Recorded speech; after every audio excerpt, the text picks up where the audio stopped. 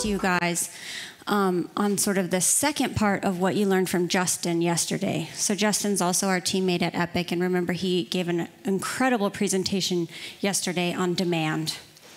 And Tom's gonna take it away with talking to us about some of the questions you guys just had for the detectives on how to raise the next generation of men, how to nurture them so that we have a generation of men who will not buy sex. Thank you, Tom. Welcome. Thank you. I got this one. Good.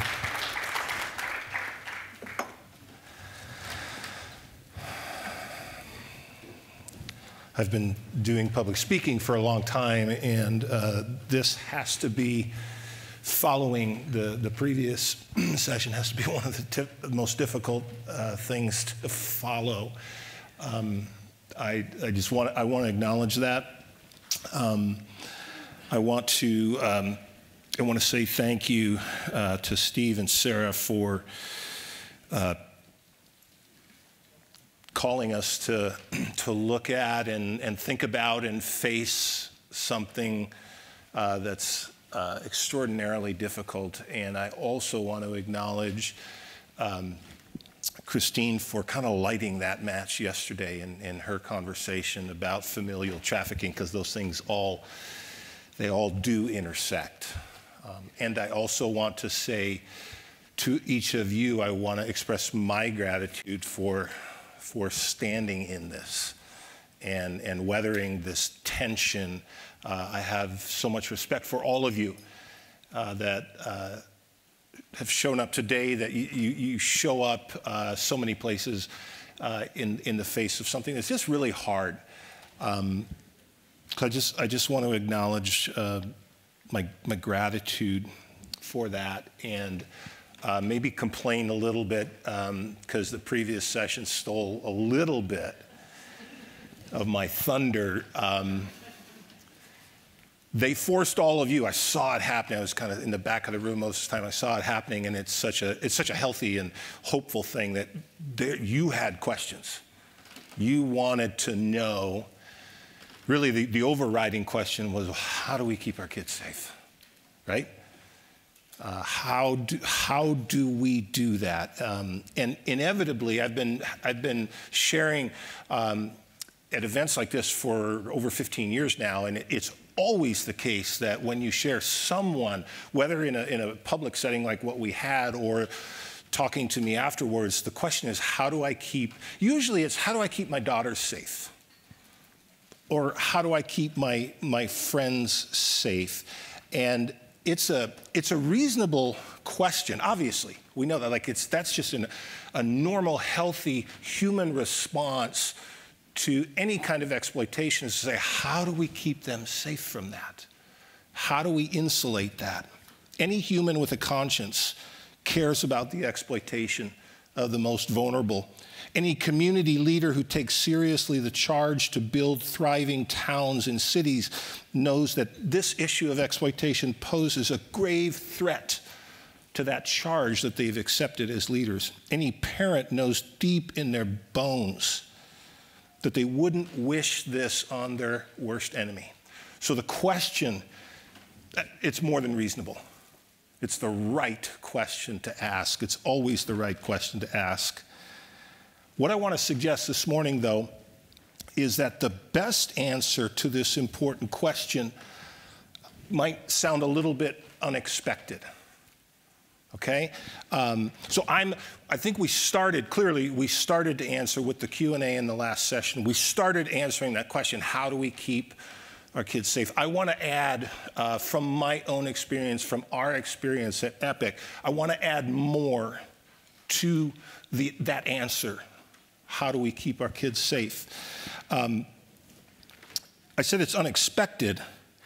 I want to also add this with a little bit of clarification here. The best answer to the question, how do we keep our kids safe, isn't simply to do better, more thorough investigations, or to provide more comprehensive wraparound care or services, or to write better laws. It isn't just that. It is always that, but there's more. There has to be more. Each of those strategies are absolutely necessary, but policy, police work, victim services are the response to the problem. And thank God for the response. They are the response to the problem, but they are not the complete solution to the problem. How do we keep our kids safe?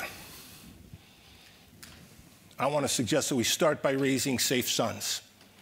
I have not raised sons. I want to give a disclaimer here. I raised 3 beautiful daughters who are strong and vibrant and a force to be reckoned with, just like their mother. But I didn't raise sons. But now I have 2 grandsons. So as we go through this time, please understand that I am thinking these things through a new lens now as a grandfather. How do we keep our kids safe? How do we keep the most vulnerable among us, girls, boys, LGBTQ youth? How do we keep them safe? We raise safe sons. So I want to talk about what that looks like. Raising safe sons. Sex trafficking, sexual exploitation, sexual extortion, all of these things. And it's all part of the same ecosystem, mind you. It's all part of the same ecosystem. It's a supply and demand business. Vulnerable people, often the most vulnerable among us, are the source of that supply. And men, American men in this context, are overwhelmingly the source of the demand for which that supply is exploited. Justin started to unpack some of this yesterday, and I'm grateful just for the clarity of what he brought. But he said something yesterday, it's a business, and if there were no buyers, there would be no business. Please repeat after me. No buyers? No buyers. No business. No business. Now on your own. No buyers, no business. It's in some ways as simple as that. What this means is that sexual exploitation is fundamentally a man's issue. By and large, not ultimately, but by and large, it is the boys that grow up to be the buyers. Again, Justin talked about that yesterday. We have engaged with tens of thousands of active online sex buyers. Maybe this many are women that we know of. It is boys that grow up to become buyers. And that's a scary proposition. But again, referencing some of the work, the research that Justin shared yesterday, there's a whole lot of boys that will never do that. There's a whole lot of men that will never engage in that, and we need to take hope in that. But it feels still like, I have felt this way for a long time in this work, it feels a little bit like a wilderness as a man. Like, okay, we understand clearly what's going on. We see some of the dynamics that are putting the most vulnerable at the highest risk. But as a man in this work, what am I supposed to do? What are we supposed to do as men? I'm not a cop. I've never been a cop. I don't carry the badge and the gun. I'm not a celebrity, right? I have a social media account. I think I have tens of followers. But I'm not a celebrity, so I don't have that kind of a platform. I'm just a guy in the community like all of you men. So what can we do? And it's hard to find your way a little bit. And so what I want to do to start with is I want to offer you a compass. I want to offer you a navigational tool that can help you. And I am speaking at this point to men and the women that love them. So just understand that. This is a conversation for men and the women who love them. I want to offer you a navigational tool and just to kind of help orient ourselves. There's a couple things. There's a weird tension here in this work when you realize, like I just said, men are the ones driving the demand. But men are also, or have the potential to be, a profound influence in changing the outcomes that we've been dealing with. All of you men, you don't have to sign up for anything today, but just by virtue of being a man in this culture, you have the opportunity to change these outcomes by the kind of person you are. So let me talk about that from a more personal standpoint. When I showed up in this work, I'm a big guy. I'm a old, broken down college football player, but I want to show up and bust heads. Like that was what drew me into it when I first heard about it. And that's not an uncommon experience. And I would credit Justin again for kind of helping me. He very faithfully kind of kept poking at this bear over time, and he said, "You got to put down the bat." That's probably, he was the first one in our community of men. I think he was the first one to see that simply being angry wasn't going to do anything except maybe make us feel good about our anger. So eventually I had to put down the bat. And then I had a conversation with a dear friend who's a longtime, very experienced victim advocate, and this was early in my journey. And I'm talking like I can when I get worked up over something, just intense about what needs to happen and how we need to show up, and we need to protect these women, and we need to beat the shit out of the bad guys, right?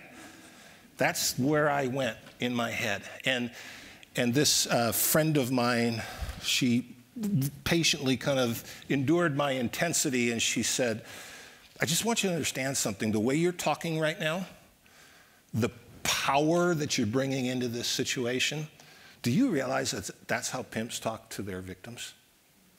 I'm here to protect you. I'm here to tell you what's what. I'm here to exert power." And it was a turning point in my own experience where I realized, wow, I'm using the same kind of posture that traffickers used. That was an uncomfortable epiphany. And of course, then I'm reeling. It's like, all right, well, what can I do?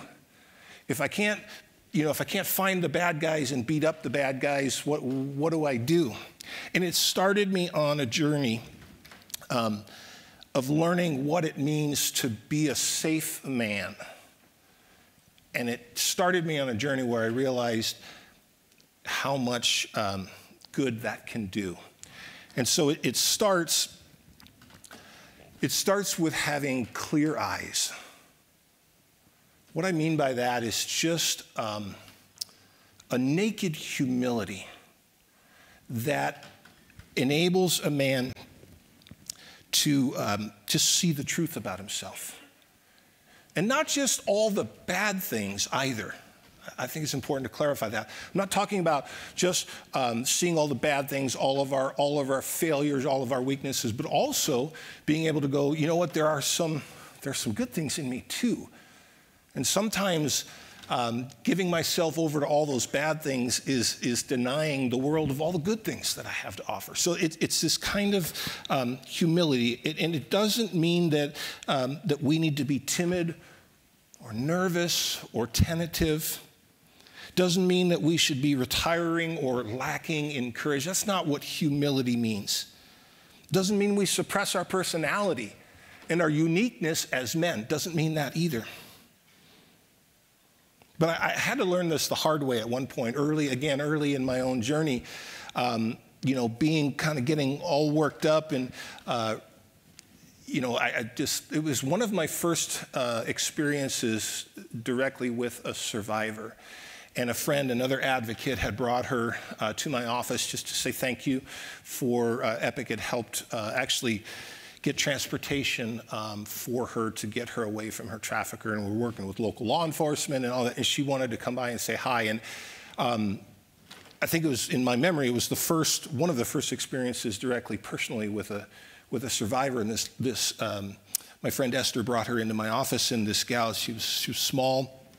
And it was summertime. She was wearing just like a sundress with bare shoulders. And what I remember was a bruise in the shape and size of my own hand across her shoulder.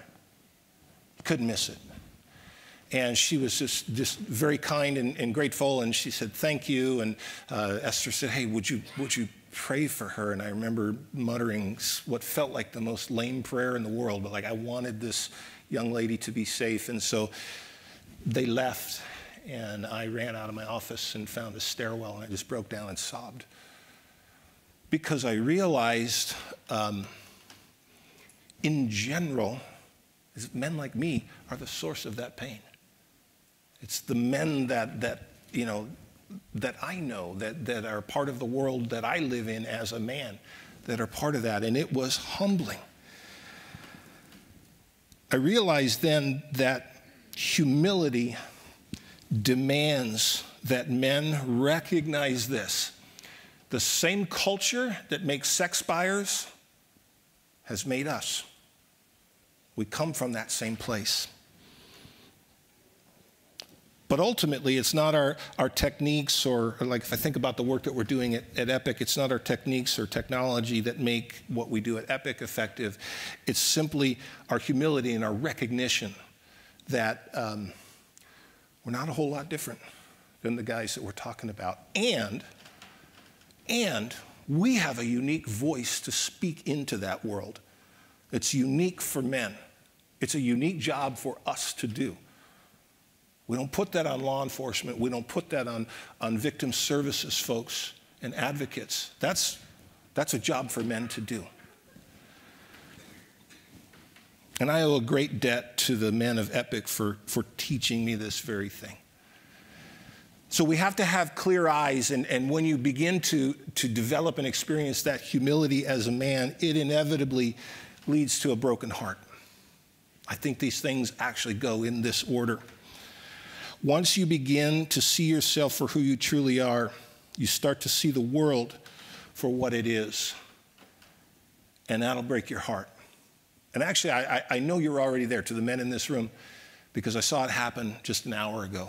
I could feel the broken-heartedness over what we were dealing with. And a broken heart, this is also important, I think, for us to understand, a broken heart will trigger anger.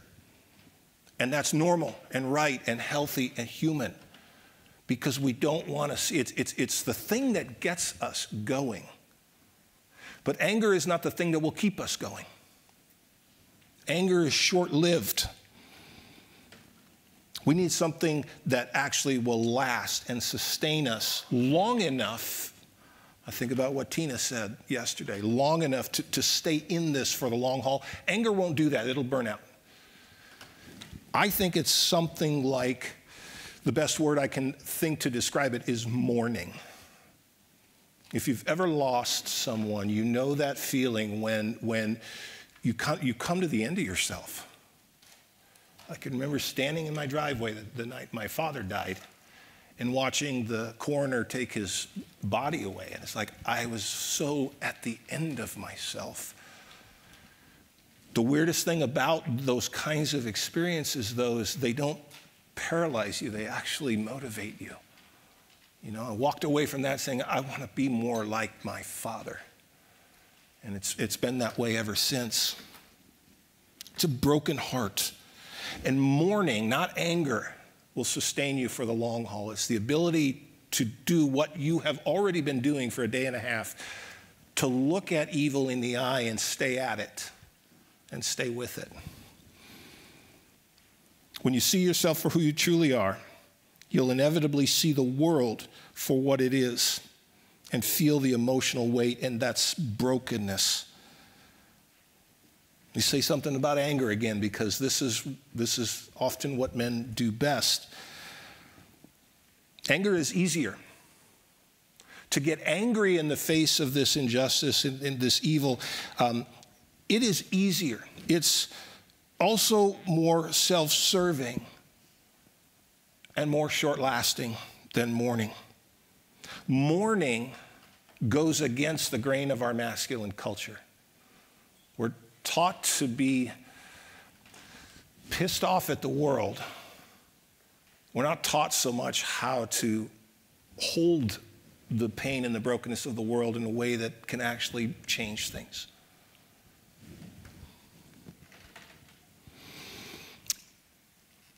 Anger is natural, but it's short-lived. Mourning is a long-lasting experience. Anger is impulsive and makes us want to act. Mourning makes us capable of sustained and purposeful and effective action.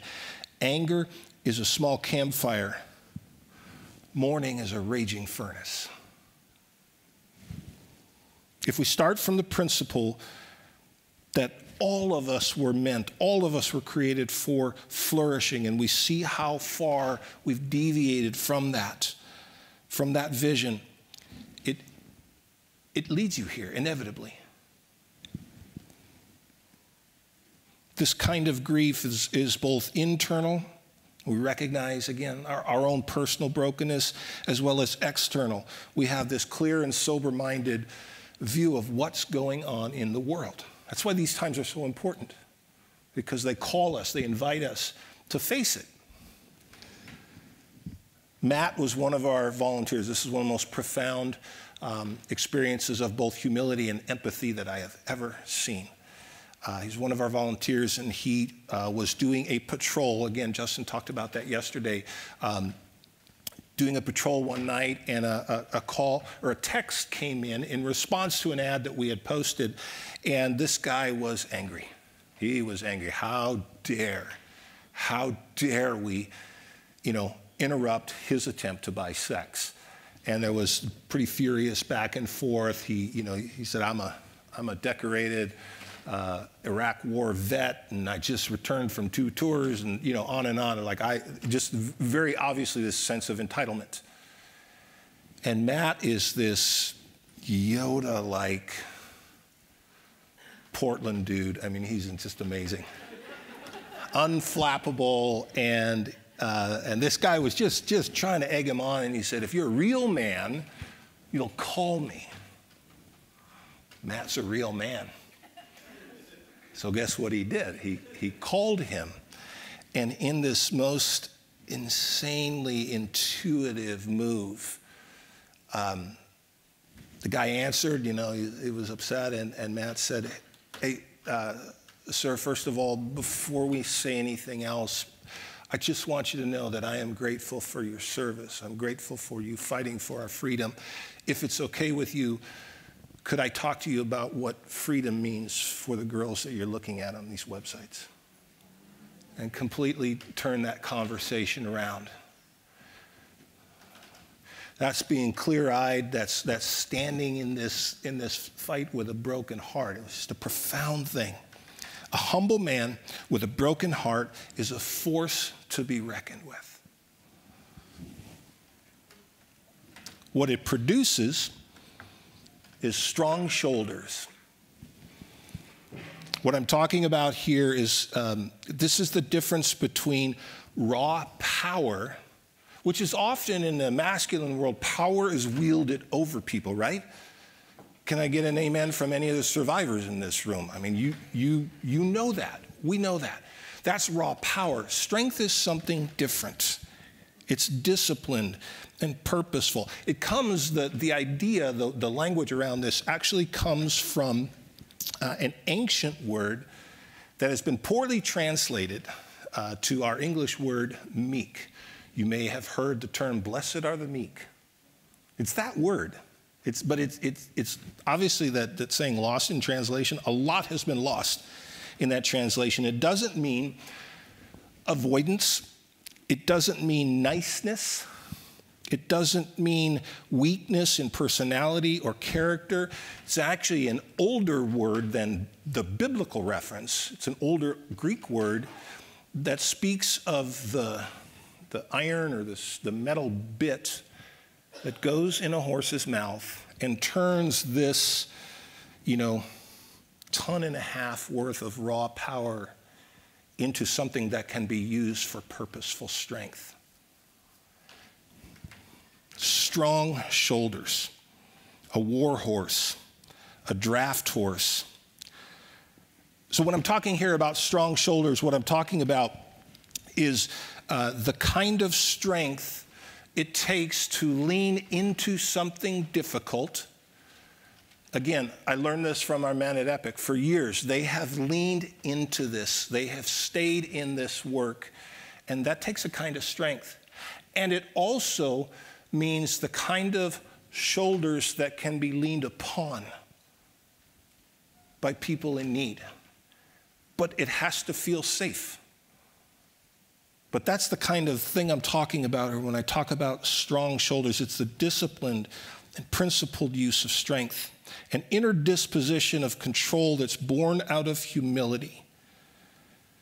It's a kind of quiet inner strength that cares more for doing what's right than for the approval of others. Howard was another one of our volunteers and early in our work, and we were all just learning. Like we were all starting to connect the dots and realize how sex trafficking is part of that larger ecosystem of sexual exploitation that includes things like pornography and strip clubs and all of that. And Howard had a friend who was getting married, one of his best friends, and he had asked to stand up in the wedding, and his friend said, "That's great. We got a bachelor party coming up, and we're going to go to a strip club. I'm so excited." And Howard just said, "You know, I've learned some things, and I connected the dots, and I can't do that." And so his friend said, "Fine, you're out of my wedding," and just went to the strip club with the rest of the guys. That takes strength to do that.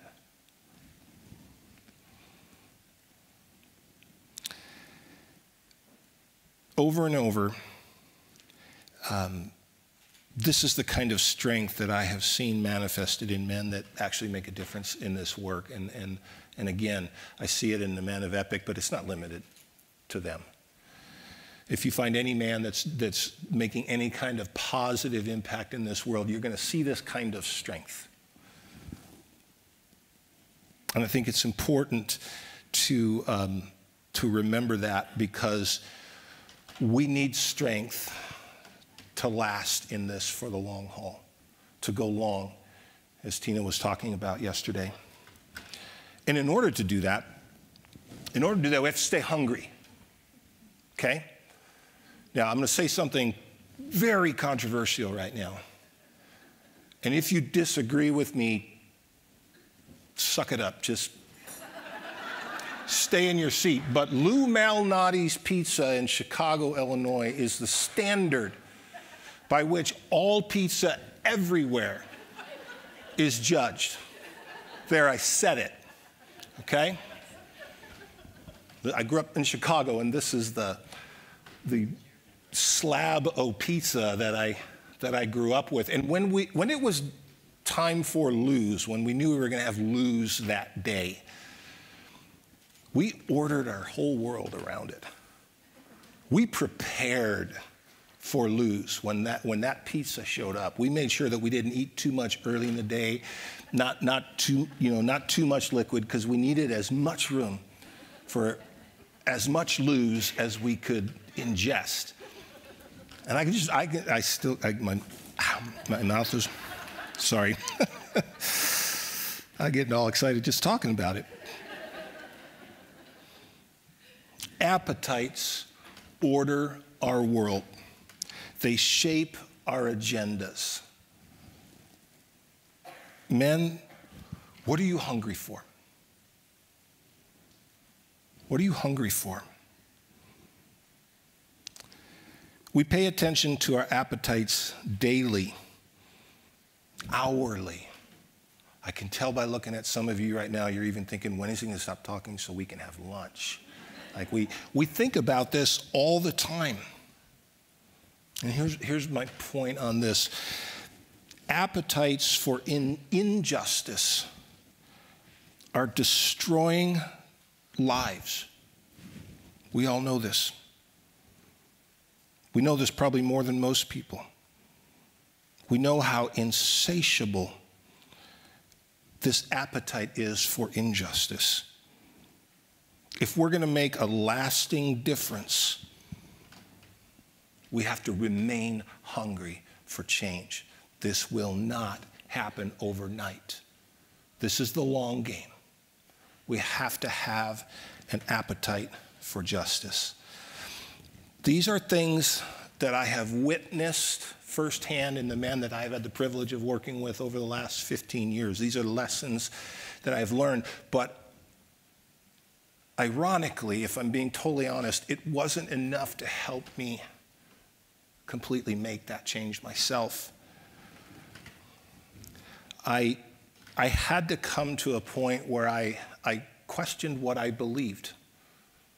What I believe about what's happening in the world. What do I believe as a man about my connection to those things that are happening in the world? What do I believe about whether or not things can actually change? And it took a long time for me to change. It took a long time for me to connect these dots. In my late 40s, I was at the pinnacle of what I thought would be the pinnacle of the career that I had chosen. And I was abruptly fired. And with virtually no warning, and my world just caved in on me. Because all of those things, the accomplishment, all the things that my culture has taught me about what it means to be a man were just taken away from me. And there I was, unemployed. To deal with that stress and the frustration and the anguish of all of that, I started running, long distance running. I know you're looking at me and going, yeah, that totally makes sense because you look like a runner, right? I get it. I'm a marathoner trapped in a football player's body. But I ran and I ran and I ran. And unlike Forrest Gump, nobody followed me. But what I ended up doing is I ended up, as a result of that and just a lifetime before that of just beating up my body physically, I had destroyed both of my hips. So by the time I was 50, I had had both of my hips replaced. So here I was, I'd lost my job. I had no way to help support my family. Thankfully, I have a wife who's insanely talented and committed to all of us, and she sustained us through that. But all of my sense of masculinity had just been taken away from me. I had no job. I could barely walk around the grocery store. And so all of the markers of masculinity had just been slowly stripped away from me. And at the end of that season is when I started Epic. I hadn't connected these dots until a short while ago, but what I've realized is that some of the reason I got into this was to somehow restore my shattered sense of masculinity. Kind of go back to what I said at the beginning. I showed up to be the man and to rescue the damsel in distress. And in some ways, what I was trying to do was recapture my own sense of what it means to be a man. And it is what it is. I think we all have different reasons for getting into the work that we do, but this was mine. But it was a fascinating revelation, and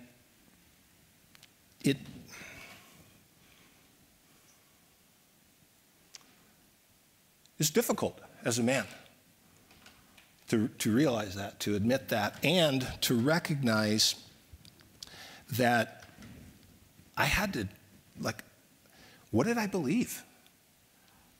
What did I believe about this work? And so the most ironic thing about this, at this season of my life, in all my brokenness and just being worn down, broke down, discouraged, hey, I'm going to start Epic. I'm going to try to do some good and maybe restore my sense of what it means to be a man. It was the survivors that I met along the way that showed me what was required of me as a man was not power,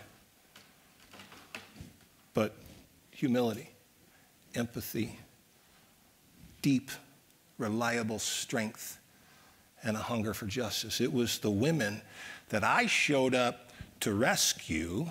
I used the R word, Tina, sorry. That I showed up to rescue were actually the ones that rescued me. And it helped change my belief. I believe that women and men were created to flourish.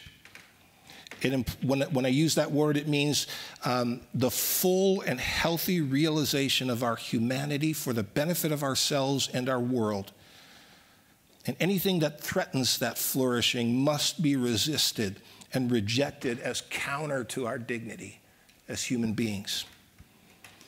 The importance of this point is that it can help frame the conversation around sexual exploitation. This is a human rights issue.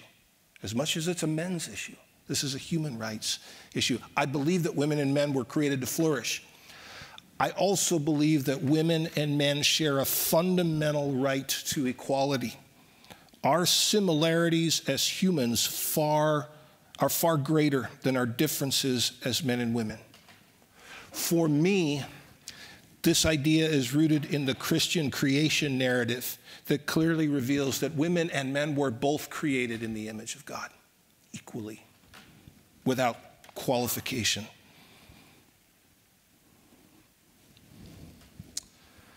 I also believe, I have come to believe, that the systems, structures, and narratives of our culture often favor men at the cost of a woman's right to equality. Ours is a male-dominated world. Most of the power, the wealth, the influence that shapes our current existence lies in the hands of men. And sometimes, oftentimes for men, it can be very difficult for us to even identify, to even see how much different it is for women to move about in this world than it is for men.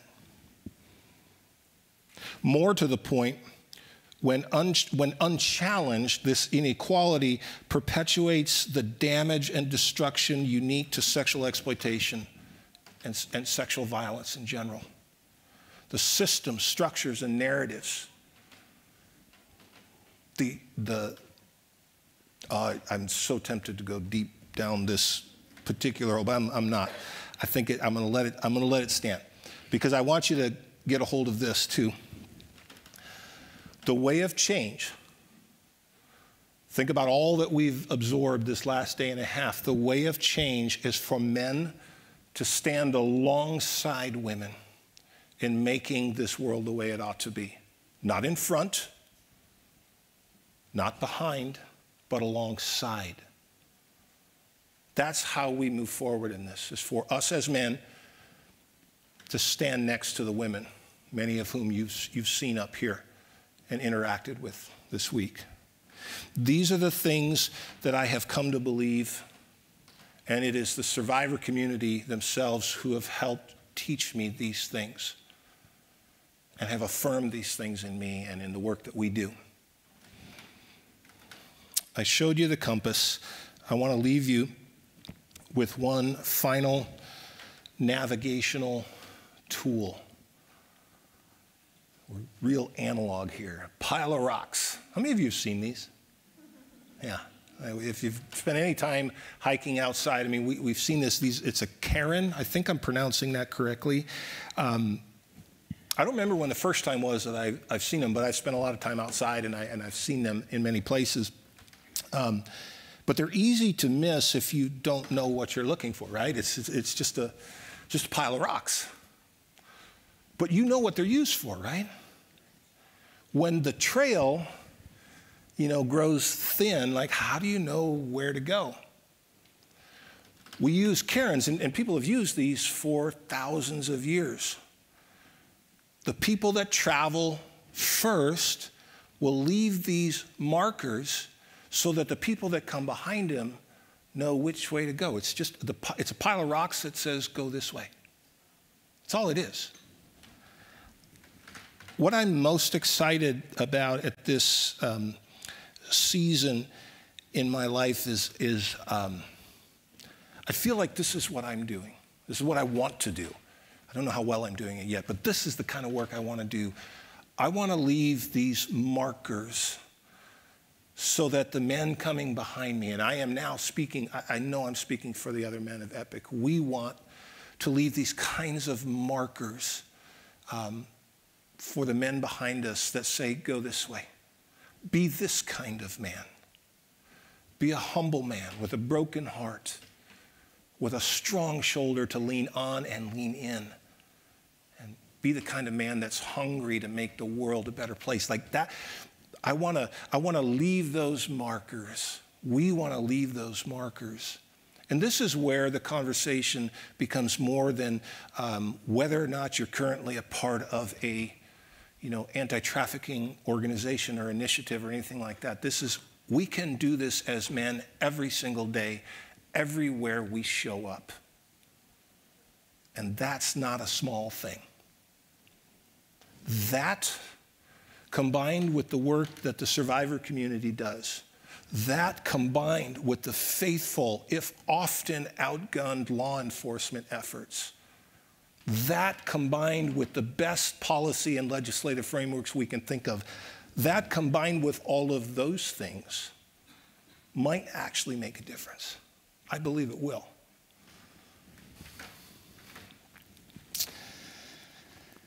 How do we respond to the tragedy of sexual exploitation? How do we keep the most vulnerable safe? Raise safe sons. How do we do that? Become safe men. Men, the damnable business of trafficking thrives. It thrives because of men. It won't be eradicated without better men. I believe that as sure as I'm standing here. Whether or not you engage, I've said this before, but whether or not you engage with any organization or initiative represented here today, you have a part to play. You can make your life a marker so that younger men that come after you will know, and your life will speak it, go this way. So as we close, I want to ask you to indulge me. I spent 30 years as a pastor before I started this work, so I'm going to ask all of the men to stand right now. You don't have to say anything, just stand. So gentlemen, would you stand to receive a benediction?